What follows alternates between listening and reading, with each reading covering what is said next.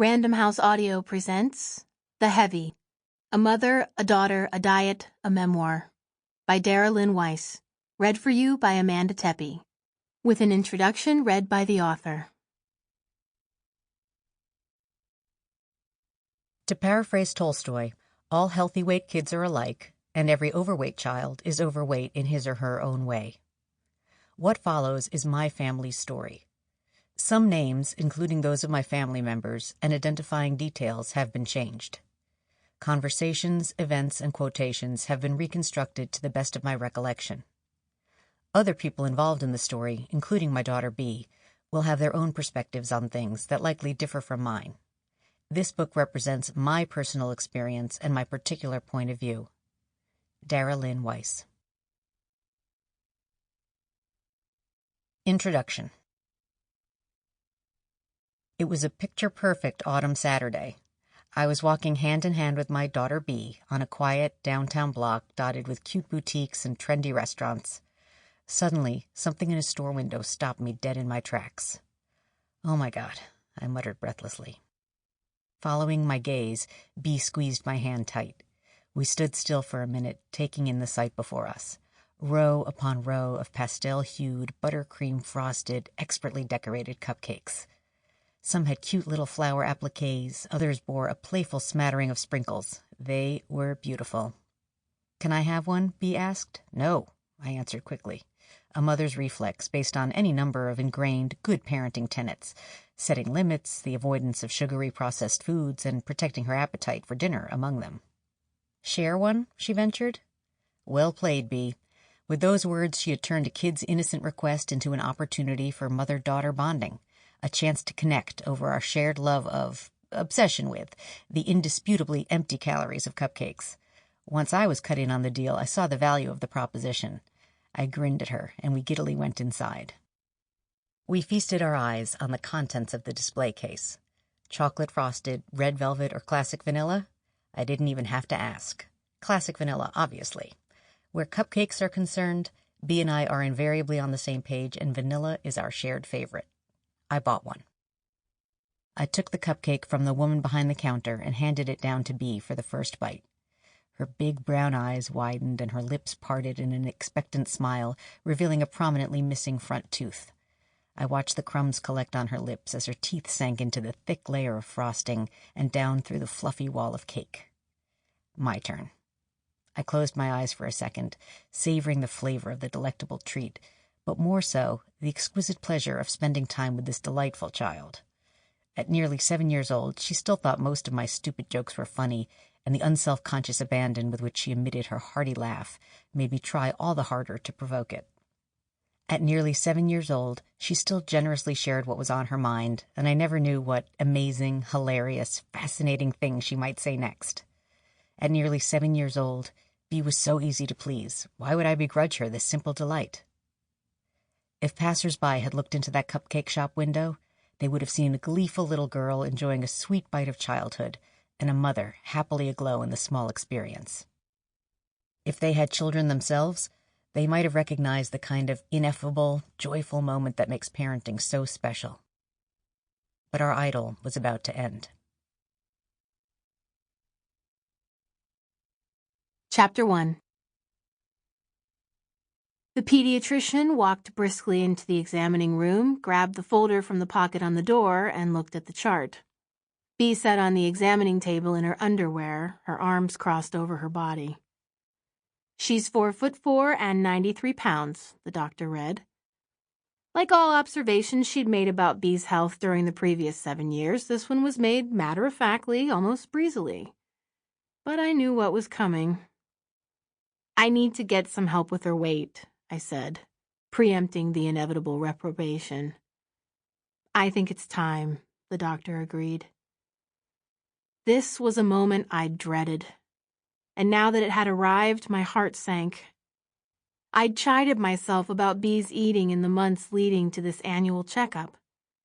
The pediatrician and I had discussed Bea's escalating weight at our annual appointments for half her life. A year earlier, at the pediatrician's urging, I'd acknowledged that the problem had gone too far, and I'd promised to deal with it. I'd tried. I'd failed miserably. In the intervening year, my little girl's height had increased normally, while her weight had spiked a stunning 23 pounds. Bee's weight was now equivalent to someone my height, just under 5 feet 4 inches tall, weighing 175 pounds. Her blood pressure was 124/80, up from 100/68 a year before.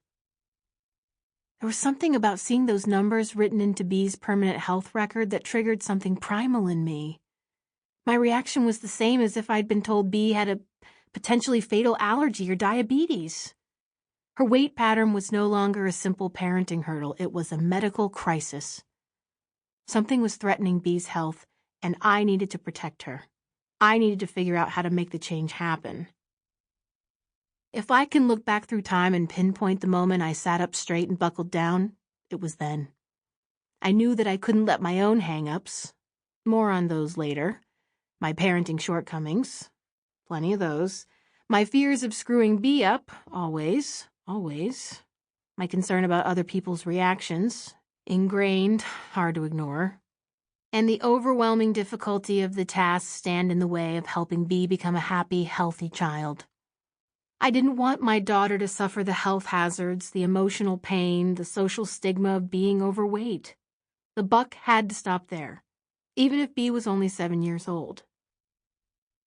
Bee was born an alert, happy, beautiful little girl.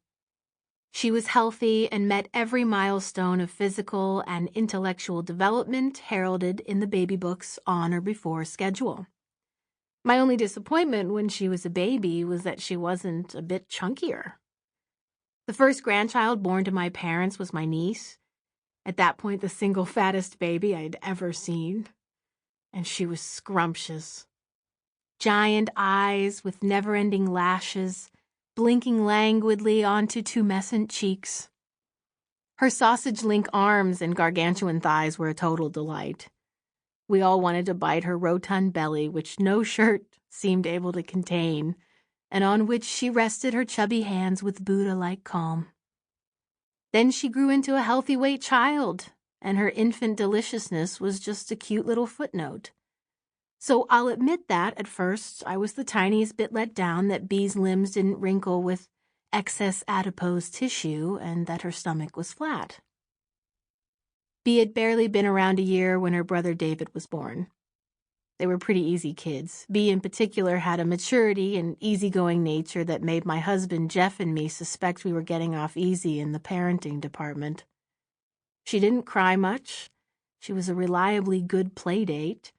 She talked in full sentences by age 2, could read books at age 3, and scored in the very top percentiles of every test we subjected her to for the purposes of kindergarten admission.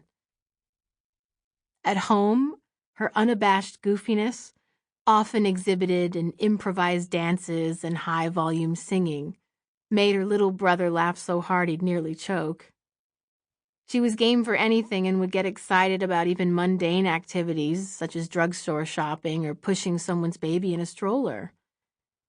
Basically, she is a better child than I deserve, a fact my mother jokingly reminds me of constantly. I was quick to deflect any implication from other people that our parenting had much to do with any of our children's accomplishments. When someone asked what Jeff and I did to get Bee to sit quietly at a dinner table at age 2, or for David to learn how to send emails at age 3, I would assure them we hadn't done anything. They just came out this way, I'd say. The differences between David's personality and temperament and Bee's further disabused me of any notion that our nurture had much to do with how they were inclined to act. My husband and I were, after all, parenting them both the same way, or trying to. And though they were both awesome, there were marked differences. For example, Bee would instantly learn the words and movements to a song in music class, while David would spend that time tinkering with the technology, figuring out how to work and blast the stereo system. Her weakness was bossiness, his was short-temperedness. They were both sensitive and loving, but her affection took the form of a generalized fondness for people, whereas his was a very focused and fiery passion. Sample complete. Ready to continue?